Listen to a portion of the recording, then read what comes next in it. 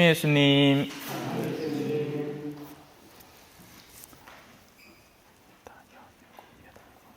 오늘 딱 10명 왔네요.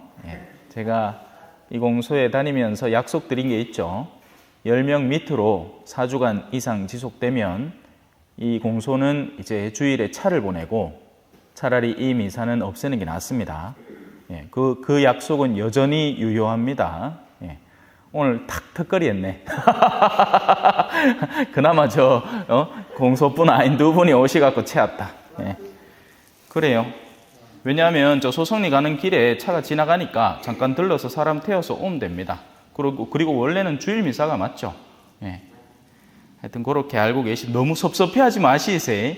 그게 더 현명한 선택이라서 그런 거예요. 그리고 차라리 목요일 저녁 미사를 본당에 만들면 더 많은 분들이 미사의 혜택을 입을 수 있으니까 그런 거죠. 그래요. 자, 오늘 여러분들과 함께 나눌 것은 얻기 힘든 진실이라는 겁니다. 오늘 일독서에 이런 표현이 나오죠. 이 민족은 주 그들의 하느님의 말씀을 듣지 않고 훈계를 받아들이지 않은 민족이다.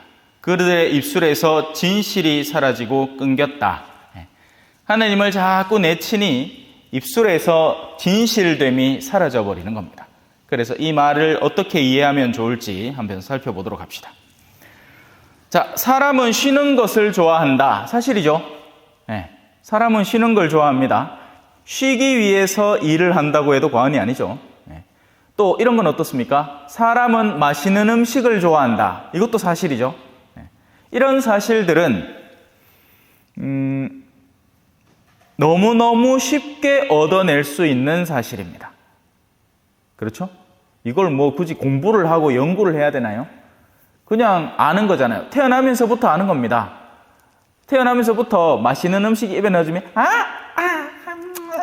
하고 맛있게 먹고 신 거, 짠 거 이런 거 입에 엿보면 하고 내뱉잖아요. 이건 아기 때부터 아는 사실이라고요. 그냥 냄새만 맡아도 압니다. 좋은 냄새는 향기롭고 싫은 냄새는 거북하죠. 하지만 이와 어울리지 않는 진실도 있습니다. 그러니까 쉬운 사실이 있고요. 이런 사실은 어떻습니까? 운동을 통해서 사람은 보람을 느낄 수 있다. 자, 이건 어떤 사실일까요? 저도 오늘 아침에 또 이제 뛰고 왔거든요. 오늘은 이제 이 시간이 조금 촉박해서 오전에 미사가 있으면 느긋하게 걷다가는, 지난주에 그랬거든요. 느긋하게 걷다 보이기는 돌아오는 시간이 8시 반이라. 그래갖고 막판에는 열심히 뛰습니다. 그래가 이 미사 오겠다고. 오늘은 일부러 이제 평소에 걷는 거리에 조금만 뛰었어요. 자, 운동을 하면 그 운동의 결과로 보람을 느낀다. 해보지 않고는 모르는 일이죠. 그리고 한두 번 해서는 안 되는 일입니다. 한두 번 하면 오히려 역효과를 내죠. 너무 싫은 겁니다. 안 뛰던 사람을 일부러 운동장에 데리고 나가서 뛰게 만든다.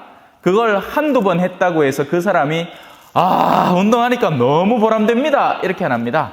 오히려 뒤 죽겠어요. 이걸 왜 합니까? 이렇게 하고는 다시 예전보다 더한 쉼으로 들어가죠. 그래서 이런 종류의 사실과 진실은 내가 꾸준하고 성실하게 임해서 마침내 얻어내는 성격을 갖고 있는 겁니다. 그래서 신앙의 요소들은 전자일까요? 후자일까요? 자, 전자라고 하는 것은 신앙의 요소는 그냥 보기만 해도 쉽게 얻어내는 요소인가? 아니면 신앙의 요소는 후자에 해당해서 꾸준하고 성실하게 임할 때 얻어낼 수 있는 진실인가? 후자죠. 후자입니다. 신앙이라는 거는 그런 거예요. 신앙을 처음에 사실 신앙에도 이런 사실적인, 그러니까 쉬운 사실들이 있습니다.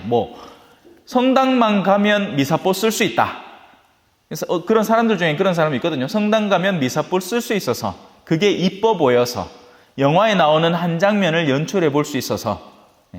신학생으로 들어오는 것도 비슷합니다. 복사로 서면서 신부님을 보면 신부님의 멋진 모습만 보죠. 사람들한테 사랑받는 것 같고, 이목을 집중받는 것 같고, 그 뒤에서 온갖 숭악한 신자들의 뒷담화를 당하고, 온갖 막 이해관계 속에서 막 머리 아픈, 골치가 아픈 그런 것들은 신자들이 전혀 모르는 겁니다. 어제도 사제 모임을, 지역사제 회의를 하고 왔는데요. 참 신부님들 고충이 많습니다. 이만저만이 아니에요. 겉으로 보면 멋져 보이고 신부님 옷 복장하고 뭐 신자들이 맛있는 거 사주니까 좋은 것 같이 보이지, 실제로는 그 저마다의 속내에서 속이 썩어 나가고 있는 겁니다.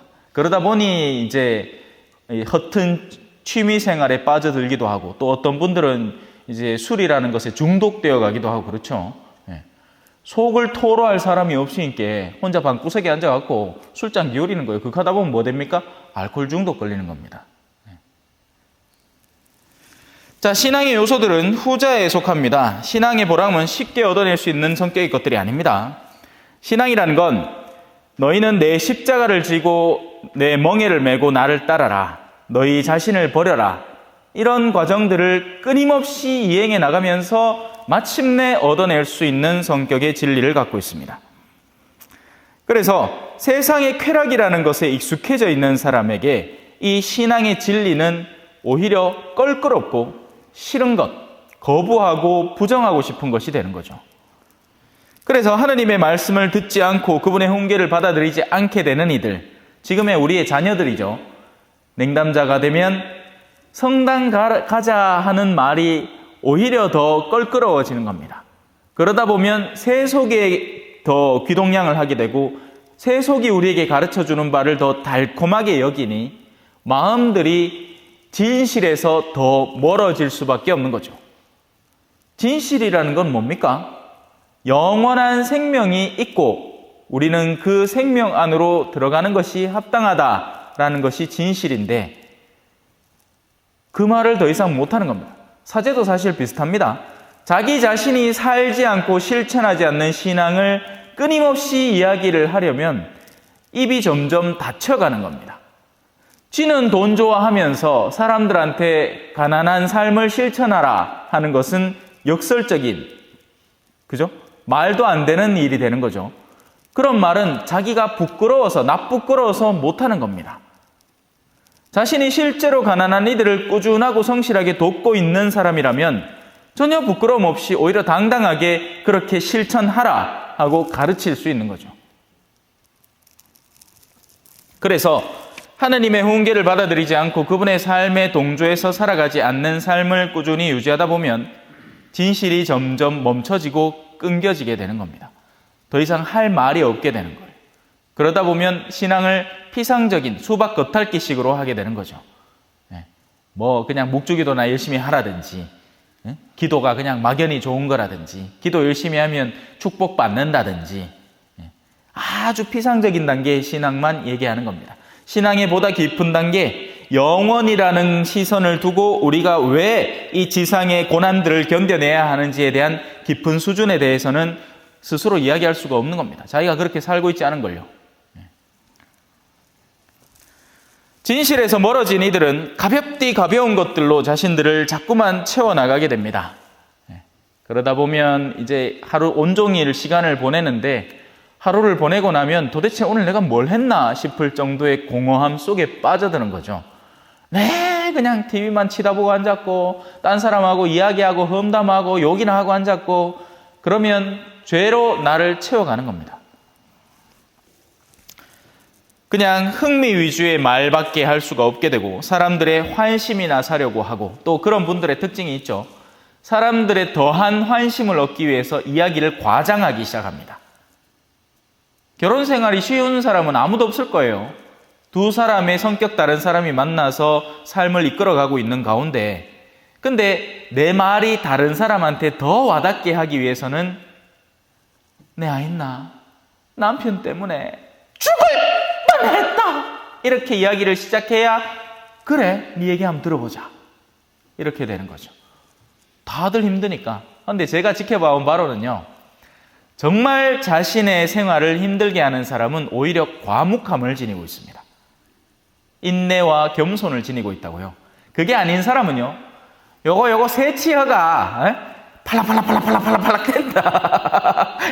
자동차 창문에 왜 종이 쪼가리 밖에 이래 달리는 차에 내면 파라파라파라파라 하잖아요.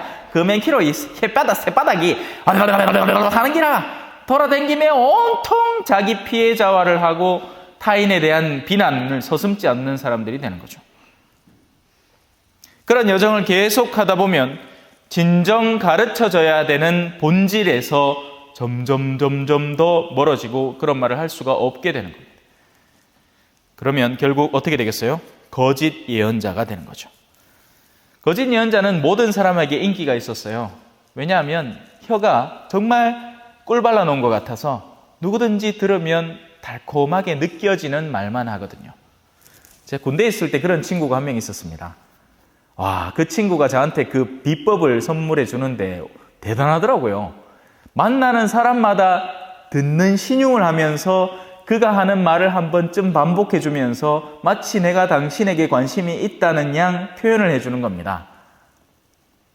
그러면 빨간색 가서는 빨간색 얘기해 주고 파란색 가서는 파란색 얘기해 주는 겁니다. 그러면 사람들의 모두 다의 친구가 되는 거죠. 하지만 그는 절대 모두의 친구가 될 수 없습니다. 아니면 오히려 절대적으로 이기적인 사람입니다. 모든 사람을 이용하려고 하는 거죠. 진짜 친구는 누가 친구예요? 뜻을 같이 하고 그 방향을 바라보면서 성실하고 꾸준하게 걸어가는 사람이 진짜 친구가 됩니다. 새치 혓바닥만으로는 친구가 되지 못해요. 그런 사람은 만날 때 잠깐의 즐거움을 줄 수는 있어도 결국 그 본질이 드러나죠. 일은 안 하려고 할 테니까요. 그래서 용기를 잃지 말고 우리가 아는 진리를 향해서 성실히 걸어나가야 됩니다. 그러면 우리는 진실에 더욱 가까워지게 되고, 진실이 결국 누가 진실입니까? 하느님이 진실이죠. 그래서 그 하느님에 더욱 가까이 다가갈수록 우리는 진실의 말, 진리의 말도 할 수 있게 되는 겁니다. 아멘.